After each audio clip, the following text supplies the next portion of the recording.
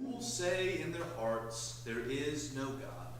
They are corrupt, they commit abominable acts. There is no one who does good.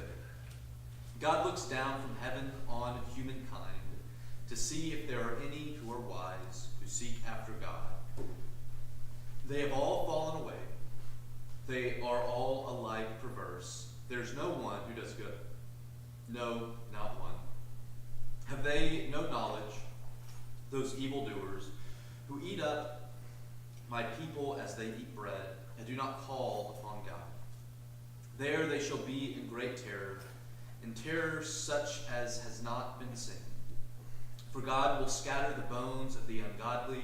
They will be put to shame, for God has rejected them. Oh, that deliverance for Israel would come from Zion. When God restores the fortunes of his people, Jacob will rejoice. Israel will be glad. And Lord, we pray that your Spirit will be present with us this morning as we consider your word together. It's in your Son's name we pray. Amen. All right, so Genesis chapter 1.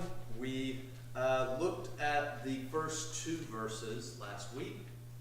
In the beginning, when God created the heavens and the earth was a formless void, and darkness covered the face of the deep, while the Spirit of God hovered over the face of the waters.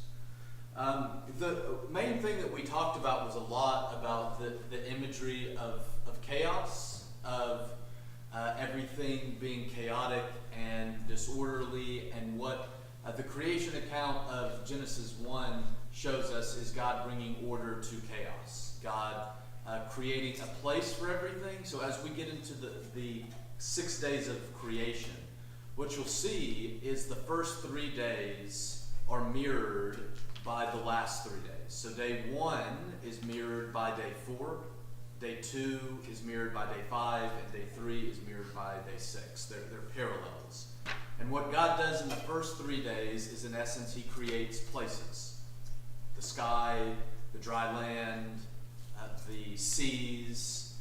He creates places, and then he puts things in their place in the second 3 days. So God creates the sky, and then he places in them sun, moon, and stars. God creates the sea and puts fish in them. God creates the dry land and puts animals on the dry land. And then God creates human beings to oversee everything that God has done. But the image we get there in the first 2 verses is chaos. Nothing has a place. Nothing is in its proper place. It's kind of like everything is deep, dark, and scary. And God proceeds to bring some order to this chaos. And that's what we're going to get into with the first several days. We'll probably just get through the first 5 days this morning, I imagine. They're all kind of similar, but things get much more complicated when you get to day 6, particularly the creation of humanity. There's a lot to talk about there. Genesis 1 is where we get the discussion of human beings being created in the image of God, and so we'll talk in great detail about that. Something else that's interesting, we're not going to take the time to delve into this, but I found it interesting when I was studying, and so something, if you're reading through Genesis, to take note of. Many scholars argue that Genesis 2 was written first, and Genesis 1 was written second. And the point of the creation account of Genesis 1 serves as what's called a midrash for Genesis 2. And what a midrash is in essence, a Jewish interpretation. So a midrash is when let's say a rabbi is interpreting and summarizing a given passage. And so what's really interesting is if you read Genesis 2 first, questions arise that aren't answered in Genesis 2. Like if you read Genesis 2 and imagined you didn't have Genesis 1. For example, with humanity, in Genesis 2 is where we get the story of the woman being created from the rib of the man, right? And you're left to wonder, you're left with questions. Well, is just man the ruler over creation and woman beneath him? Like, how do they relate to one another? How do they relate to the creation? None of that gets explained in Genesis 2. Genesis 1, 26 and 27, explains all that to us. Both man and woman are created in the image of God.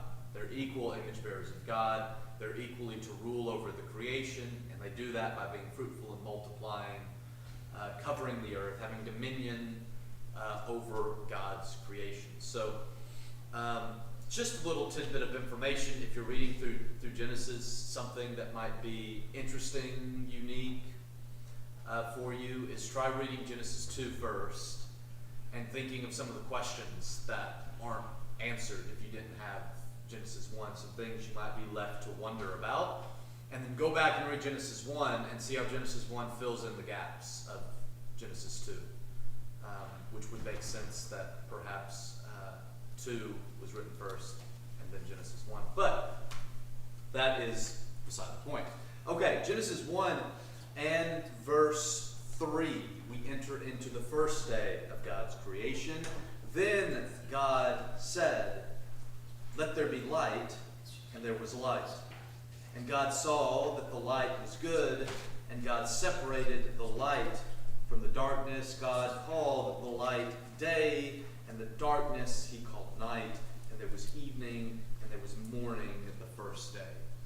The first day, God creates light, but you notice there's nothing to from which the light derives from other than God. Right? We don't have sun, moon, and stars or something that happens later. So the first day, God simply creates light, and the light is a light that emanates from God out into the darkness. Remember how creation is described in verses 1 and 2. Darkness and chaotic waters, and in the midst of this chaos, God gives light. And we'll talk about the function of the sun, moon, and stars. And I know some people try to theologize this and the meaning of light and darkness here. I think that I would recommend not doing that. I don't think the Hebrew people had much more in mind than God simply giving some light in the midst of what was pure darkness. And this is light that is emanating, that is produced from God. God speaks, and this light comes into existence. And the light, you'll notice, it says it separates the day, or the morning, from the evening, which sets in motion the 7 days of creation. You can't have 7 days of creation without evening and morning. So another function of beginning with light is not to just give light in the midst of the darkness so that God can begin to create. I don't know if you've ever tried to build anything in utter darkness. It doesn't work very well, right? You need a little bit of light. So God's creating light. I think one is he's preparing for what he's about to go do. He's kind of setting the stage for what he's about to go on and create, but also in the narrative world. So when we see Genesis 1 as a story, you need light and darkness. You need morning and evening for us to have a day 1 and a day 2 and a day 3 and a day 4, which are all determined by morning and evening. Right? Now, not that this plays much of a point in Genesis 1, but Hebrews did define days differently than we define days. So our day starts technically in the middle of the evening, midnight, and runs to the middle of the following evening, midnight to midnight. Hebrew days were sundown to sundown. So a new day started when the sun went down, so a lot earlier, and it was sundown to sundown. A little bit different than we would calculate days. Like I said, that doesn't play a role in Genesis chapter 1, but when you get to some other stories, it is significant. So you think about the taking Jesus off the cross and burying him before Sabbath began. You had to do that before sundown, right? Because the Sabbath began at sundown. So that's when the next day started. They didn't have all night to do that. They had until the the sun went down, because that's the way that they counted days. Speaking of the light and the darkness, Golden Gaze scholar, he says that God's generating light means his setting a limit to darkness. Darkness is no longer boundless, but it's given its place in the rhythm of time. So when you read through both the Old Testament and the New Testament, there's this imagery of light and darkness, right? Light is good, darkness is bad. Right? When you're following God, you're walking in the light. John uses that language. When you are not following God, you are walking in the darkness. So the light and the darkness are opposites. They're in opposition to each other. And from Genesis 1, you can begin to see why light is associated with God. God speaks, and light from the very beginning emanates from God. In Genesis 1, God doesn't produce the darkness. The darkness is there. God produces the light. But what's interesting about the Genesis 1 and the proper function of creation, I think that's something important. Genesis 1 and 2 are creation as God intended it. As God intended the creation, darkness isn't bad. It's just part of the rhythm of his creation. Light isn't good. It's part of the rhythm of God's creation. Light during the day, darkness during the evening. It's way the rhythm works. And I think we understand that, at least in some level. I'm sure you've seen an article or something on social media or on the news or something like that about the negative effects of blue light from like our cell phones for sleeping. How it can mess up our circadian rhythm, which is our rhythm of sleep cycle. Right? Because we've created artificial light, which on the one hand is good, because we can do things when before you couldn't. Before the creation of artificial light, you had candle light that didn't give you a ton of light, so you had to do your work when the sun was up, and you had to cease working when the sun went down. Artificial light changed that, but what it also does is it changes that rhythm that God built into the creation. The rhythm of you're awake during the day to work, and you sleep at night. And what's interesting is you see that rhythm in all of God's creation. So human beings have the rhythm of awake, sleep, awake, sleep. Animals have that rhythm, not always the same as human beings. Right? There's nocturnal animals that are awake at night and sleep during the day. Even plants have that rhythm. Right? During the spring and summer, they grow and flourish. During the fall and winter, you can see that as their sleep. So even the creation has this rhythm that God has built into the creation. And it's not bad. The plants need to die in order to grow again. We have to sleep in order to arise and be productive the next day. These cycles are built into God's creation. It's not good and bad.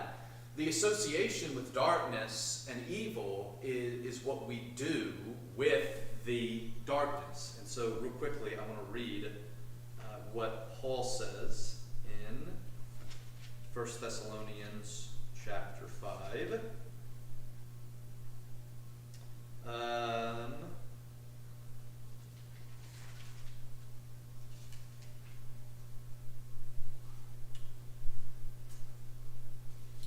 Paul, talking about this light being good, evil being bad, he says, for those who sleep at night, and those who are drunk, get drunk at night. And I think Paul's point there is that the association of darkness with evil becomes, when sin enters into the world, it messes up this rhythm of God. And so darkness, the evening, is no longer a time for human beings and other parts of God's creation to rejuvenate and revive, to awake the next day. It becomes the opportunity for human beings to do evil, because you can't see. It's a lot easier to go out and get into mischief in the evening than it is during the day, which is a prime example of what we're going to see in Genesis 1 and 2 being God's intention, and how sin messes that up. So God's intention, light, darkness, both good, different functions. Human beings have a way of taking that and turning that for something evil. And that's why I kind of related when you think about our cycles today.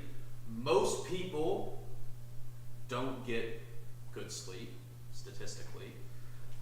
One of the reasons a lot of people don't get enough sleep or good sleep is because of things like cell phones and all the other things that we do that mess with the cycles that God has given to us. I'm just as guilty as anyone else, but I think one of the messages we get from Genesis 1 is we flourish the best when we live within the cycles that God created or intended for his creation. Right? It's not that we can't function. You get 5 hours of sleep a night, you can function, you just can't function as well as you could function if you got 8 hours of sleep a night.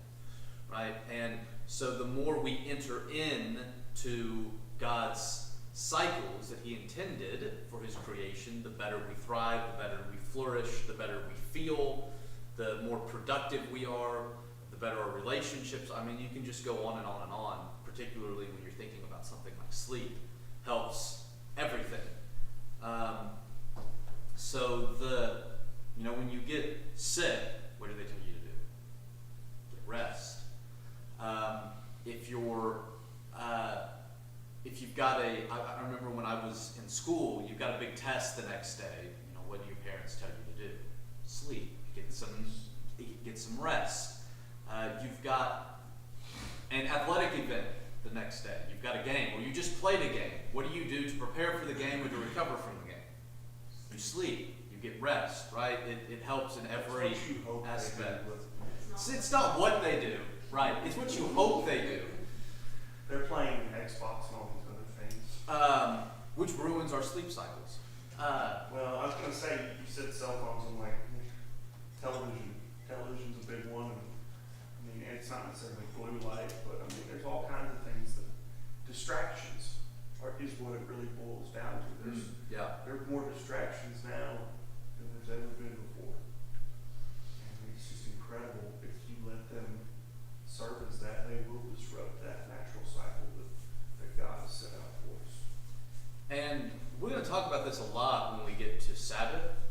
I mentioned our work cycles now are work, vacation. Where God's intended rhythms were work, rest. We work way too much. And when you mention distractions, I think sometimes not all distractions are. Some distractions are bad. Some distractions are neutral.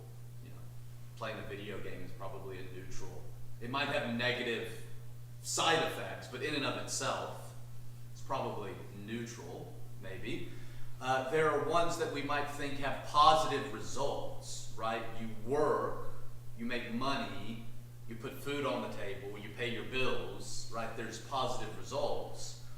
But even that becomes a distraction from God's intended rhythms, and it has negative consequences. And we're very bad. That is what gets me more than the phone or the TV or something like that. I go to bed early. I get up early. I go to the gym.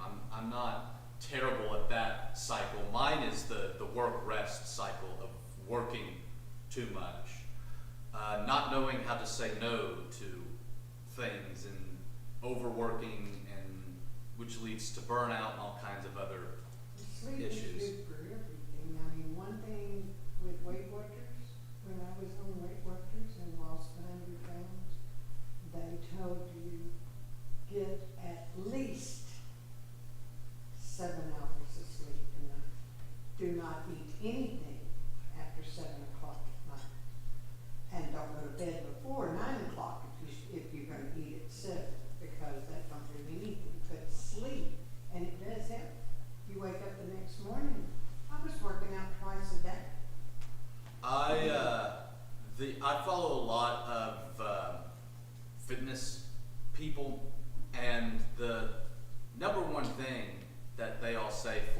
being healthy. Whether you're trying to lose weight or build muscle or both or whatever you're doing, is the biggest factor is sleep.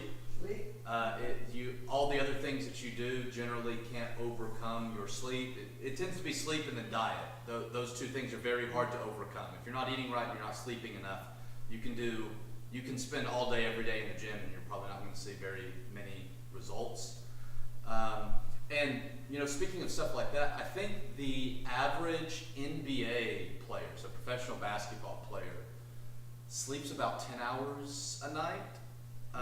And you imagine what they put on their body throughout the season. Now, that's not always possible. That's one of the, if you're into sports, you talk about, when you're traveling and stuff like that, and you're on road trips and you get lack of sleep and how that affects performance and stuff like that. But like when they're playing at home, so when they're in their home city for a couple of weeks and they're at their house and they're in their normal routine, most get like 10 hours of sleep. I saw a chart once that had some of like the top 10 players and what their average night sleep And that's straight 10 hours? is. Or A lot of them is straight 10 hours, and then they'll nap during the day, because you think they'll get this bulk of sleep during the night, and they'll get up and they'll go train for 4 or 5 hours, and they'll nap, and then they'll go train some more. When your whole day is training, that's how you recover. They do the majority of their recovering, which is why we're supposed to sleep. We recover from the day mentally. We recover from the day physically. Anyway, that's a lot more than I wanted to talk about sleep, but there you go. Okay, that's day 1, morning and evening. Verse 6, and God said, let there be a dome in the midst of the waters, and let it separate the waters from the waters. So God made the dome and separated the waters that were under the dome from the waters that were above the dome, and it was so. God called the dome sky. There was evening, and there was morning the second day. When we started, I showed you this picture of the way that ancient Hebrews viewed the universe. So you had this dome, so that the sky was metal, is in essence what most Hebrews likely thought, is that the sky is metal. And so you have the water that is above the metal, which is where the rain comes from. There's water up there somewhere, and at times the rain falls through the dome. How exactly that works, I'm not exactly sure. But you've got this metal dome and the rains, but then you have water that's below the metal dome, right? The oceans and seas and rivers. And so on day 2, that's what, in the mind of a Hebrew, that's what's being created. The sky, or for them, this metal dome that keeps certain water up there and other water down here. So you imagine a Hebrew also reading a story like the flood. What happens when all the water up there and all the water down here comes together? Well, it floods everything. So it's important to keep water up there and other water down here, otherwise you get the flood. You get Genesis 9 and 10, 8, 9, 10. You get the flood. And so this separation of water from up there and down here, that word separate, I mentioned this a little bit last week, it literally means to make a distinction. So distinguish between, there's certain water that belongs down here, and there's certain water that belongs up there. It's the word that is used in Leviticus when Israel is told they're to make a distinction between clean animals and unclean animals. There are certain animals that are clean over here. We can eat those. There are other animals that are unclean that belong over here. We can't eat those. In the same way that there's water that belongs up there on the other side of the dome, and then there's water that belongs down here. And I mentioned last week that this is another aspect that we see in the rhythm of God's creation, that there is distinction. There are places and things that belong in those places. So there's a sky that belongs certain waters, the sun, moon, and the stars, the birds, they belong up there. There's water down here, and there's certain things that belong in that water. Fish belong in the water down here. If any of you are scared of the water or the ocean, you might say that makes sense. Human beings do not belong in the water down here. But there's water down here. The fish belong down here. There's dry land. Certain animals belong there. Human beings there. We rule over. Everything has a place, and it's in its place. There's this distinction. And I mentioned what sin does is it destroys that rhythm. It destroys that distinction. Things are no longer in their proper place. They are no longer functioning properly. I believe I gave the example of like the human body is the prime example of there are places where everything's supposed to be and function. Not everything in our bodies functions properly. Not everything's in its proper place. Sometimes things are in their wrong place. Sometimes there's nothing in a place where there's supposed to be something. Sometimes there's something in a place that's not supposed to be there. And so cancer is the not supposed to be in that place. That's not the way. And that happens on the much larger scale of God's entire creation. And that's what sin does. And so I mentioned when you get to Israel's laws, especially some of the weird ones that don't quite make sense. I gave the example of clothing that can't be mixed fabrics. You can't have that Israel couldn't wear clothing that's made of more than one fabric. Everything had to be made of one type of fabric, which would give us a lot of problems today if we still had to do that. Everything pretty much is made of multiple fabrics. But the reason I think that God gives a lot of those instructions is not that there's inherently anything wrong with wearing clothing of multiple fabrics, or I don't think there's anything inherently wrong with eating certain animals versus eating other animals. I think the reason that God does that is to illustrate this point of distinction being built into the creation. That there are certain things that belong in certain places, and problems happen when we transgress those boundaries that God has established. And so God establishes boundaries within Israel, like he establishes boundaries within the creation, and says if you cross these, bad things will happen. And I think the reason is because our understanding of God and the world grows. Right? God can't dump all of the knowledge on human beings at one time. Imagine God giving Abraham an iPhone. I don't think Abraham would quite know what to do with it, right? We progress. So our understanding of the universe progresses, right? You just think of scientific understanding. They're thinking of this metal dome. As time goes on, we understand that's not exactly how the universe is. I think that science exploration, that's a gift from God to help us grow our knowledge. Our knowledge of God grows. Right? We know God most fully in Jesus. So Paul even talks about we knew in part, prophesied in part, but Jesus reveals something greater to us. I've talked about this before. In the Old Testament, there's no concept of an afterlife. There's not much of a concept of evil beings. Satan is not a character in the Old Testament. All these things that we see in the New Testament, well, that's development. God's people grow in their understanding of the spiritual world as well. And so I think a lot of the laws are put there early on, out of which grows a deeper understanding of the distinction and the rhythm and the boundaries that God put within his creation. And you can look at something like clean and unclean food and say, well, the problem's not the food, but God is teaching us to make a distinction, to follow the boundaries that God has set. Otherwise, bad things happen. So we can even go back to the sleep thing, a boundary, light and darkness that's created within God's creation. You go to sleep when it gets dark, you wake up when it becomes light, and when we transgress that boundary, a lot of the times there are adverse consequences. Right? We don't perform as well, we don't feel as well, we don't heal as well, we get sick, all those kinds of things. Same thing happens, right, when Israel eats unclean meat.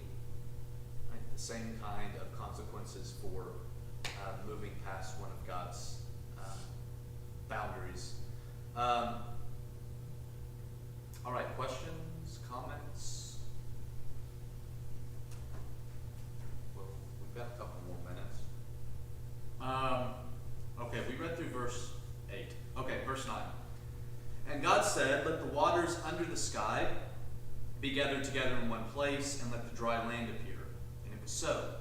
So God called the dry land earth, and the waters that were gathered together he called seas, and God saw that it was good.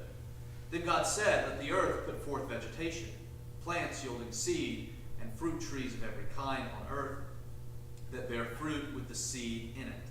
And so it was.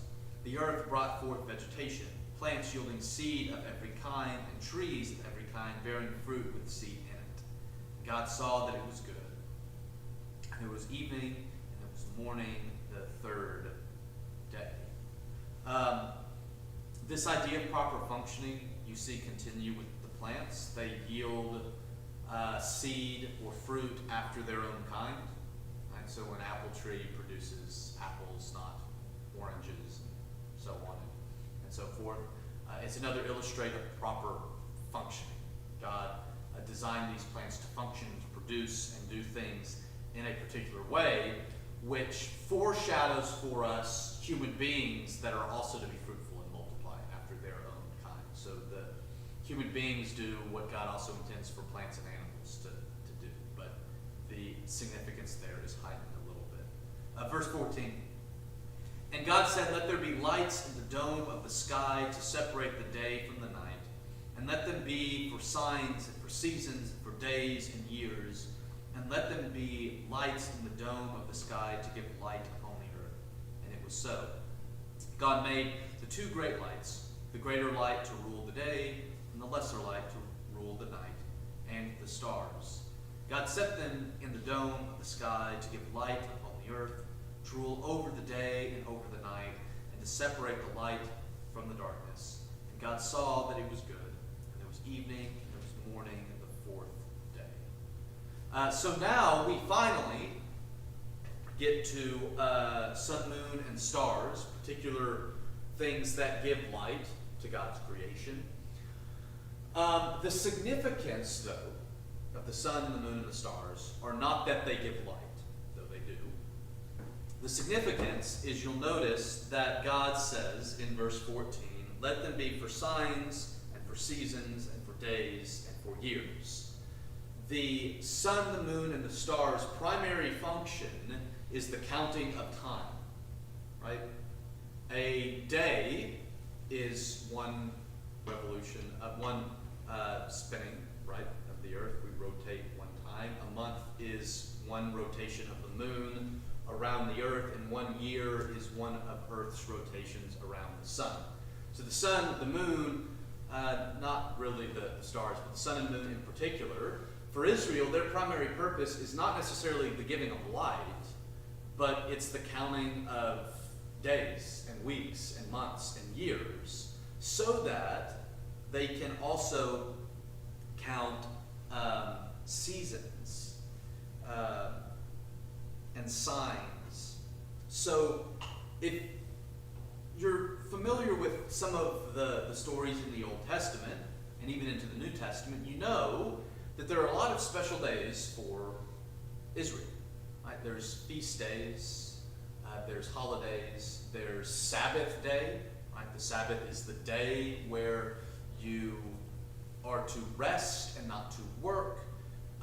You have the Day of Atonement, which was the day when the high priest would enter into the most holy place with the blood of a lamb for the sins of the people. You had celebration days where they would, the Passover, where they celebrated what God did for them in Israel. New Testament, that's important, because Jesus reinterprets that. You have Pentecost, you have the celebration of booths, which has to do with the harvest season, and all of these special days that Israel celebrates. And there are some of them that are of extreme importance because of what God has commanded about them. So there are certain days that arise because of events in Israel's history. So like the Passover, the celebration of the Exodus, which is important to them, but not as important as the Sabbath day, because God commanded Israel not to work. That's important. The Day of Atonement, when Israel is to atone for their sins, that's a very important day. How do you know when those days show up? That's important. If you're not supposed to work on Saturday, you have to know when Saturday is. sun and the moon allow Israel to determine when Saturday is, when they're not supposed to work. It lets them determine when the Passover is, so they can rightly celebrate the Passover. It allows them to determine when the Day of Atonement is, so that they can atone for their sins. So the primary purpose is the determination of days and months and years so that Israel can correctly construct their calendar.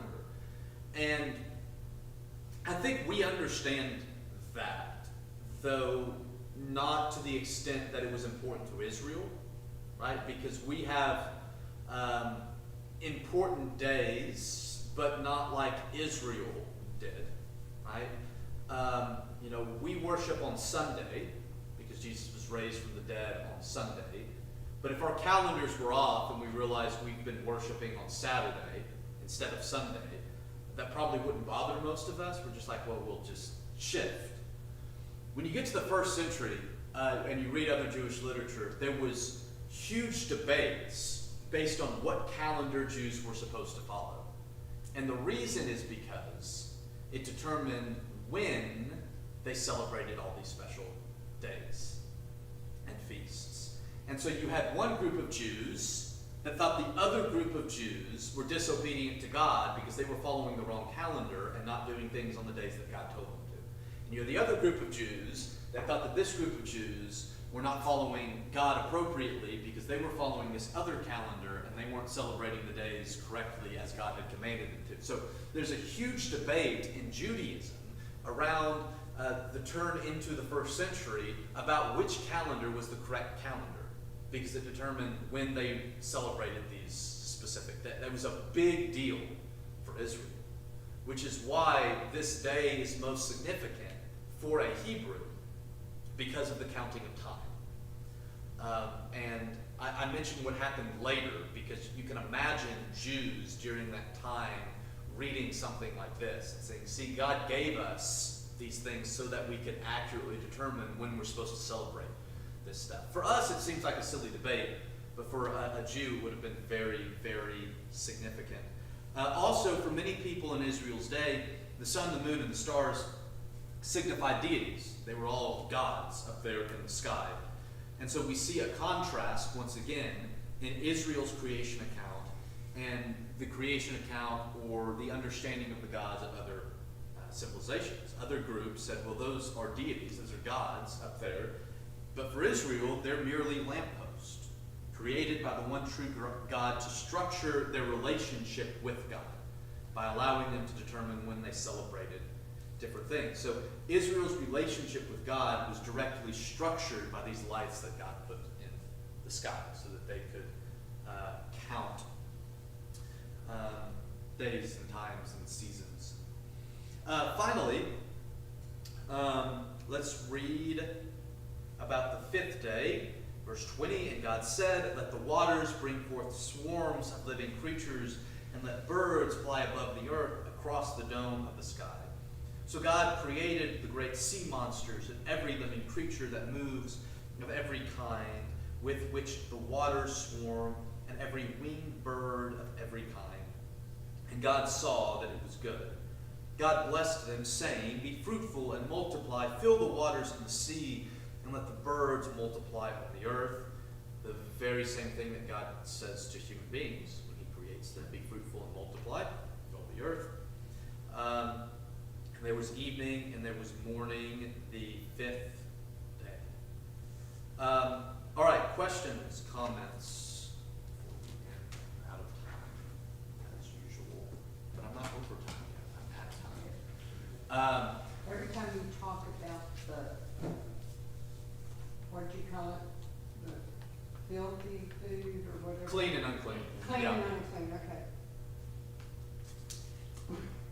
We were at my friend Lynette's for her boyfriend's birthday, and she has a guy that lives in her trailer park. He is from Trinidad. Trinidad, and his girlfriend's from Winnebago, No.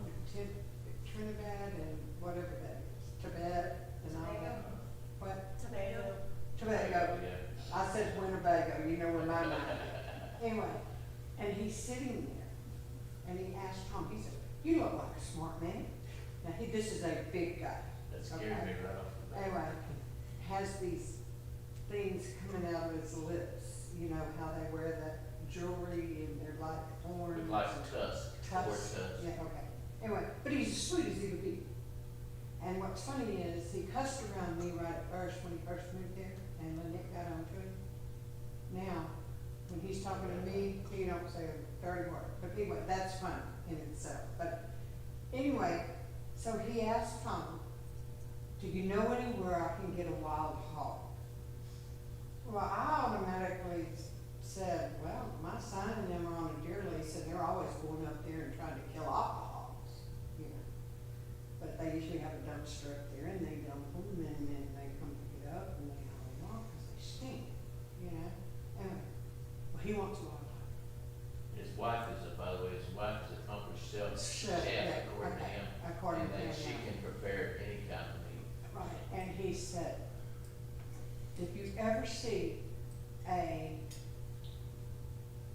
armadillo that just got run over, please pick it up and bring it to me. I looked at him, I said, I love you to death, but it ain't happening.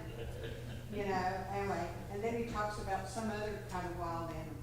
He said, Awesome. that is the best food in the world, and you fix it, and I said, around here in Texas, we call that roadkill. No.